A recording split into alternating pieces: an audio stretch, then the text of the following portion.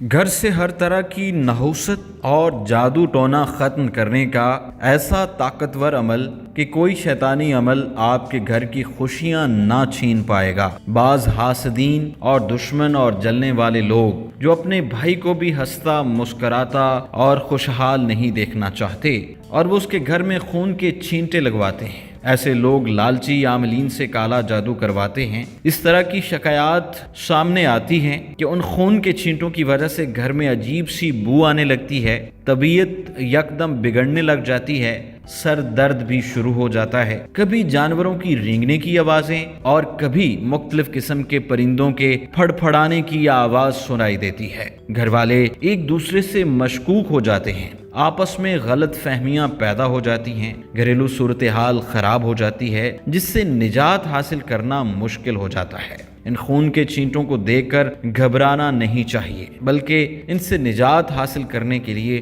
اللہ کے ذکر کا سہارا لینا چاہیے۔ اگر کسی کے گھر میں اس طرح کا معاملہ بن جائے تو اللہ کی ذات کو نفع و نقصان کا مالک سمجھتے ہوئے سورہ مزمل کی تلاوت شروع کر دی جائے اور گھر میں اذان کا بھی اہتمام کیا جائے۔ جس گھر میں روزانہ تلاوت قرآن پاک ہوتی ہے وہاں سے نحوست بھی رخصت ہو جاتی ہے اور جادو ٹونے کے وار بھی کوئی اثر نہیں کرتے۔ آپ کے گھر میں اگر کوئی خون کے چھینٹے دکھائی دیں تو اللہ کے حکم سے یہ مذکورہ عمل شروع کر دیں، انشاءاللہ خون کے چھینٹوں کا سلسلہ ختم ہو جائے گا۔